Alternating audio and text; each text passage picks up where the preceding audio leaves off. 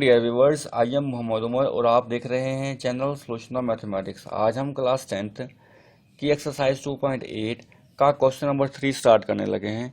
The sum of 5 times a number and the square of the number is 204।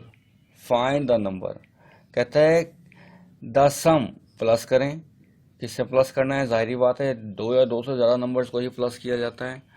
5 times a number, एक number के 5 गुना। 5 times mean multiply, number में कोई late कर लूंगा वो x होगा। And the square of the number, और उसी ही नंबर के स्क्वायर, यानी कि अगर मैंने नंबर x लिया है तो इसका स्क्वायर इज 204। 204 होता है। फाइंड द नंबर, वो हमें नंबर चाहिए, वो ऐसा कौन सा नंबर है। मैं यहाँ पर लेट कर लेता हूँ। लेट द नंबर, x होगा नंबर। 5 टाइम्स है तो मैं यहाँ पर मैं लिख लूंगा 5 times of a number. 5 times of a number का मतलब 5x होगा। स्क्वायर ऑफ द नंबर का मतलब square of the number is equal to X का स्क्वायर आ गया। तो कंडीशन क्या होगी? अकॉर्डिंग टू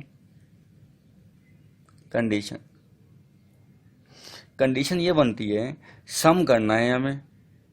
किसे सम करना है? 5 times a number. 5 times of a number क्या है? 5x है। And the square of the number, square of the number क्या दिया हुआ है? X square is 204।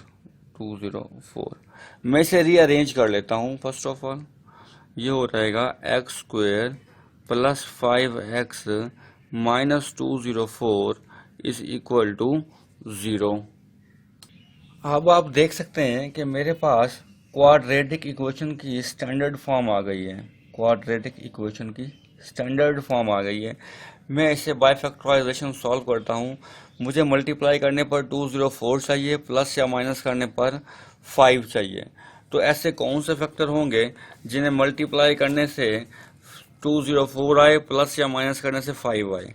मैं यहाँ पर लिखता हूँ फैक्टर। 17 को जब मैं मल्टीप्लाई करता हूँ 12 से तो मेरे पास आंसर आता है 204। 17 में से जब मैं 12 को माइनस करता हूँ तो मेरे पास आंसर आता है 5। तो ये मेरा सिलेक्टेड पेयर होगा। इसे मैं लिखता हूँ एक्स स्क्वायर। मुझे प्लस की वैल्यू चाहिए तो मैं प्लस 17x लिखूंगा, माइनस 12x लिखूंगा, minus 204 is equal to 0। First two terms से मैं x कॉमन लूंगा तो x प्लस 17 आ जाएगा, माइनस 12 कॉमन लूंगा, फिर x माइनस माइनस प्लस 12, 17 ज़ा 204 होता है is equal to 0। x plus 17 again common आएगा और x minus 12 is equal to 0। यहाँ पर मैं लिखूंगा x plus 17 is equal to 0 और x minus 12 is equal to 0। x is equal to minus 17 हो जाएगा, जबकि यहाँ पर x इज इक्वल टू 12 हो जाएगा। अब x is equal to minus 17 और x इज इक्वल टू 12 आया है। क्योंकि ये माइनस में वैल्यू है, ये तो मुमकिन ही नहीं है कि x की वैल्यू हमारी माइनस में आ रही है, जबकि ये पॉजिटिव नंबर है x इज इक्वल टू 12। तो हमारा जो रिक्वायर्ड नंबर होगा वो क्या होगा? 12 होगा। यहाँ मैं लिख दूंगा सो द